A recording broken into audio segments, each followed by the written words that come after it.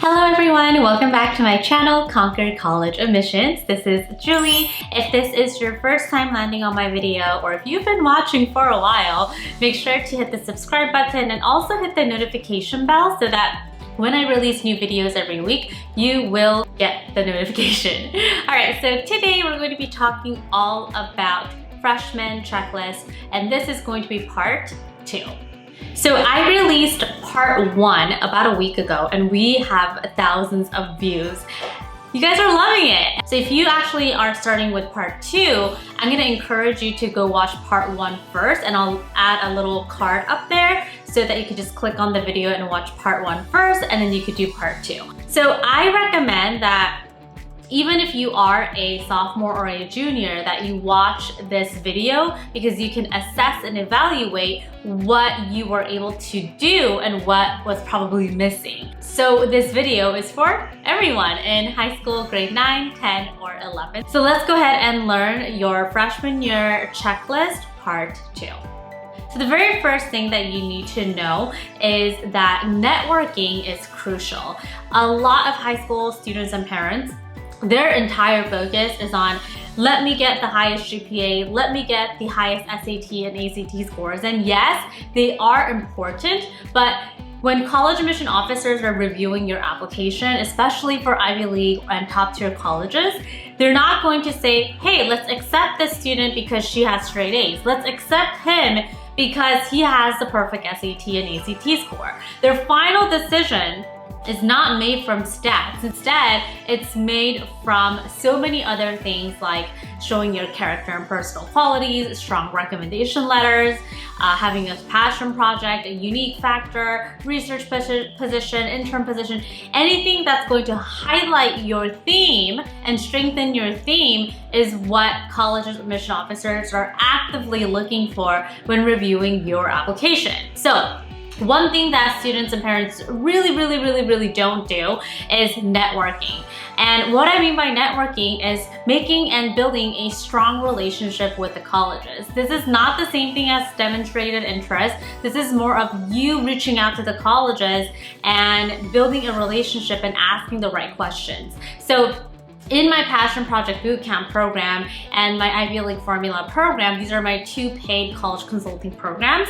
I have an entire lesson and a strategy and a system and an email template on how you can reach out to the colleges without making a bad impression. Because when students reach out to colleges, they don't know what to say. They don't want to jeopardize their chances of getting accepted because they reached out to the colleges in a very aggressive and inappropriate way. And so most of the questions that I get is like, Julie, what do I even say in these emails? How often should I reach out? Those are all the things that I cover inside my program. And I make a huge emphasis on networking with colleges because it's helped so many of my students get accepted into their dream colleges.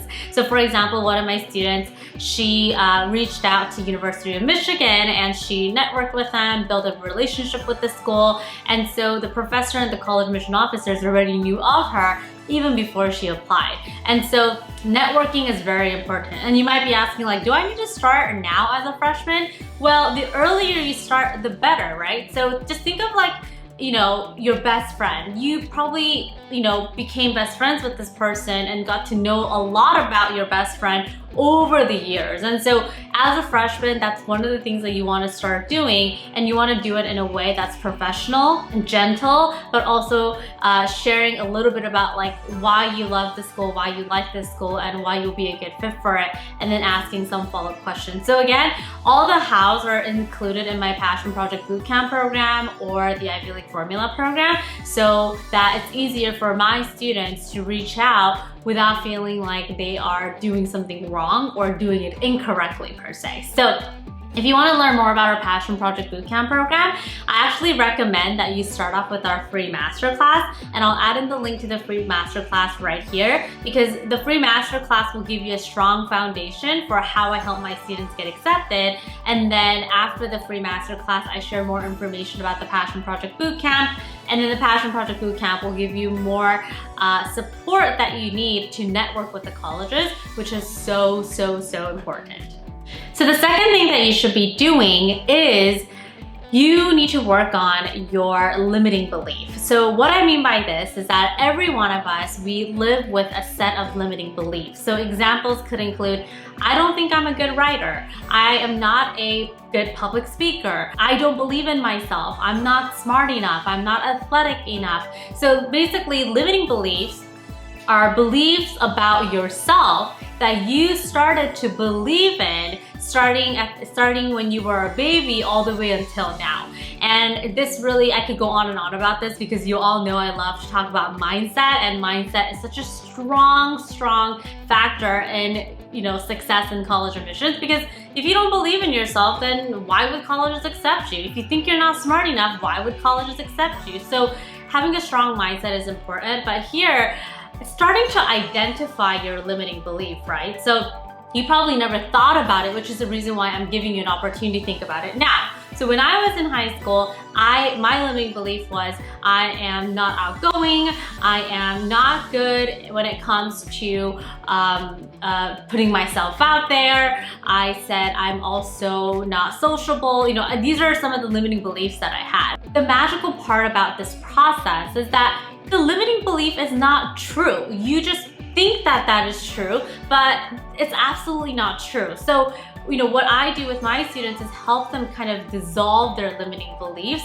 so that they do feel good enough. They do feel smart enough. And, you know, limiting beliefs tend to become a part of you when you experience like really traumatic, or even not even traumatic, but when you experience many of these events over and over again. So when you were younger, if a teacher, elementary school teacher, always told you like, hey Jessica, like you're not good in writing, you're not good in math, or something like that, you start to absorb it and think that that is true. So we really want to get rid of these limiting beliefs because number one, it will set you free.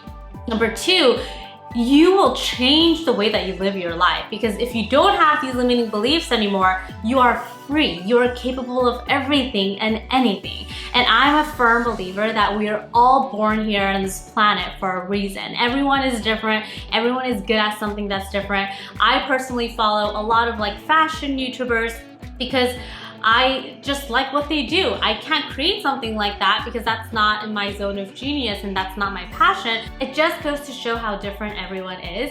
And I'm sure if the other YouTubers look at my video, they're probably like, wow, I can't really talk about college admissions. I'm not really passionate about this field. So do you see how everyone is so different? And so we're all born with our talent and gift that is just given to us with our birth, and because of our limiting beliefs that we start to adapt, we start to think we can't do something, or we can't achieve our dreams, or we can't achieve our goals, and you never want to work from that place. So start to identify what that is for you, because even the act of identification of your limiting belief will set you free. And then once you identify that, you can work on your mindset and start to have new, powerful, supportive beliefs about yourself.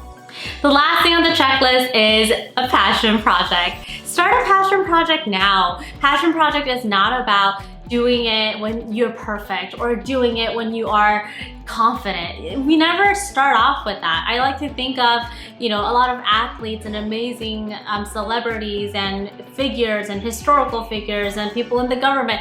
Everyone who started, they started knowing that they weren't good enough or perfect enough, but they pushed through because they had a strong mission and they believed in themselves, right, ultimately. So start a passion project, use that to learn more about yourself. Use your passion project to put yourself out there. Use your passion project to understand your strength and values and personality and do what fulfills you. Stop doing things that are not serving you anymore. Stop doing things because you want to impress other people. Stop doing things because you think if you do A, B, C, D, colleges will love you, because colleges love students who are in full integrity with who they are and students who are honest. And passion project is an evidence of your honesty. So that's what colleges want to see, you guys. It's really, really not about just trying to show as much as possible and hope for the best. Those days are no longer here. 2021, we're talking about where competition is so fierce, and there just needs to be a more authentic and real way to get accepted into your dream colleges, and that's exactly what I help you do and what I help my students do in our program. So start a passion project. And if you want more strategies and how you can really level up your passion project, where do you even start? What do you even create?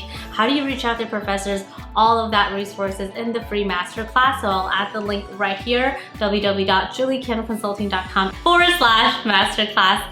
So I'll see you inside the training and hope you enjoyed the 9th grade checklist part 2. Next week, I'll be back here with 10th grade college admissions checklist part 1. Bye.